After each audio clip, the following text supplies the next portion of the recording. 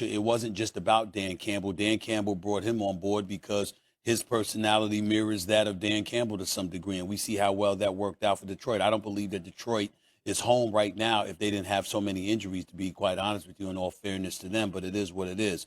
Clearly, you needed a guy like him.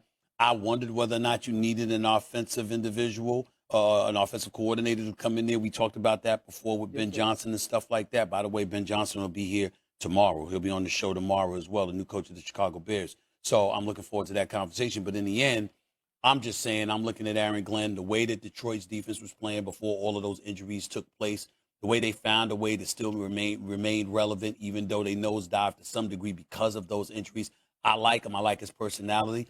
I like how big he is on accountability. I think that's what's needed in New York. And I'm confident that I think he's going to do a good job. Yeah, I'm looking at this and I'm saying I'm loving this hire because Aaron Glenn gives you attitude. Aaron Glenn gives you that type of pulse and DNA that was missing in New York, primarily the Jets. So for me, it's like, what other hire were you going to go? This is the only one that makes sense. Now the biggest question for Aaron Glenn now it turns to, what are you going to do at the quarterback position? I'm not panicking. We already got all the offensive answers that we need, I think we're going to need for the next season already. How can we build the culture? How can we build the attitude? How can we build the bravado? When you looked at the Detroit Lions, primarily when you looked at the Detroit Lions defense, they had this grit about them. Next man up. It doesn't matter who's up there. We're going to rock and roll and put up numbers and give opportunities to the offense. And that's all the New York Jets really will need in this situation. Yeah, Dan, I want to ask you this. Do you think it would be the right move for the Jets to move forward with Aaron Rodgers? I do. I really believe that at least that's to be the conversation. You can say what you want about Aaron Rodgers, and I agree that maybe the first 6 weeks of the season, it wasn't spectacular.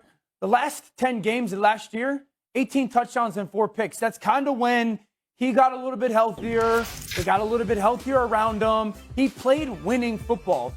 We aren't going to get Aaron Rodgers of 2020 MVP, 2021 MVP. I think that is a fair thing to say. But this is winning football that you're looking at. And if you're Aaron Glenn, now I do believe you've got to absolutely start to plan for the future at that position. But if you're Aaron Glenn, Aaron Rodgers is going to at least give you a little bit of solid quarterback play. You can bank on that happening where you can then start to really build what Cam's talking about, which is the culture and the everyday and the championship habits and what a rebuild is supposed to kind of look like on a day-to-day, week-to-week basis. So I think Rodgers gives you the chance to have the week in and week out competitive level of football that you want to have, while also starting to build for your future, whether it's a Jordan Travis, who they drafted out of Florida State from last year, or a young man in this year's draft. I think Aaron Rodgers makes a lot of sense for another year in New York. Well, let me say this, Cam, before I bring you back in. There are a couple of red flags to pay attention to. Again, give owner Woody Johnson props, to Herm Edwards, the Todd Bowles, the Robert Saleh, and now Aaron Glenn. That's the positive. Here's the negative. 8 of the Jets' 9 head coaches since Woody Johnson became owner came from the defensive side of the ball. How has that worked out for the franchise? I don't know. I mean, you look at Rex Ryan. I mean, he got to a couple of AFC championship games.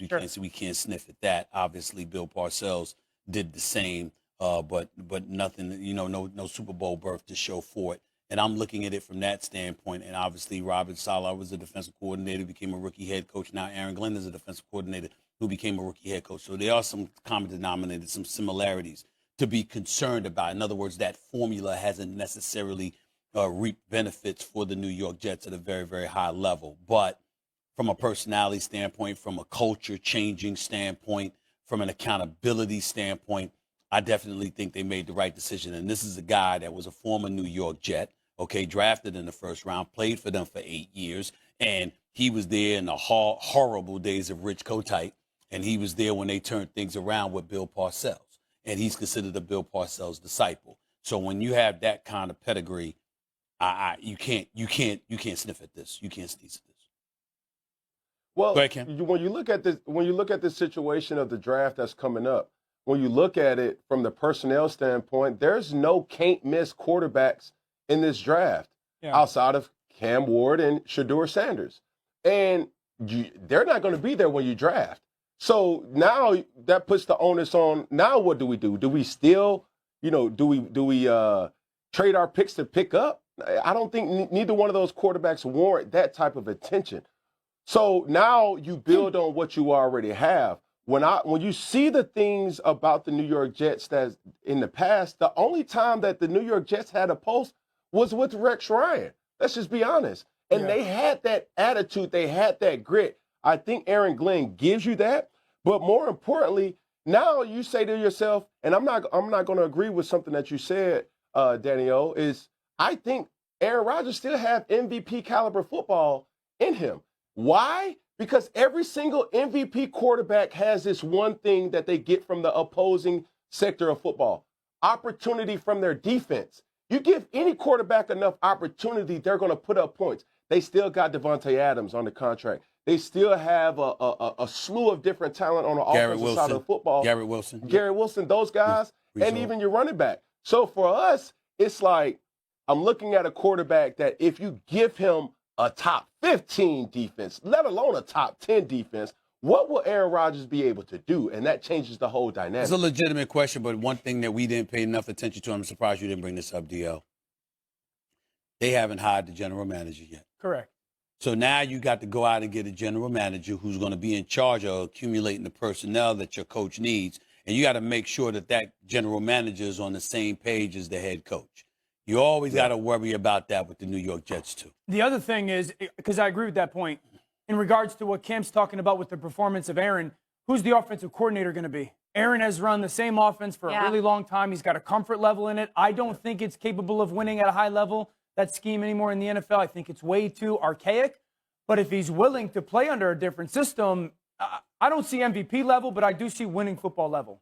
You defer to Aaron. Go ahead. Go ahead, Cam. I'm sorry, real quick. The thing about it, though, Daniel, is this. Call it archaic, call it whatever.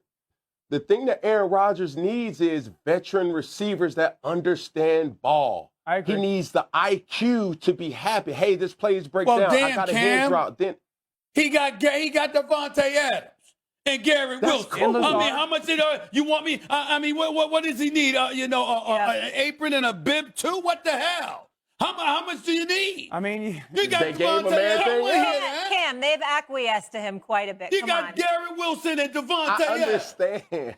The OC, the O-line that. coach, like everything. Come on. Apron and a Okay, That's something. let's put it like Davey this. got everything. got a lot. All right, last Let's word. put it like here. this. I'm not denying that none of that is accurate. What I'm saying is this. To you guys' point, you haven't hired the offensive coordinator yet. When I first got got picked up in free agency by Robert Kraft, well, the one thing that he said is him and Bill Belichick are tied at the hip, and they will always pull in the same direction towards winning. And when you think about coaching having the synergy and pulling in the same direction, do you have the same method with the coordinator, head coach, ownership, and everything else? No doubt. Okay, fair enough. Everybody's got to be on the same page. I feel you. I want to get our two quarterbacks' thoughts on this Ravens situation. Let's dive in. So obviously they lost a heartbreaker in Buffalo after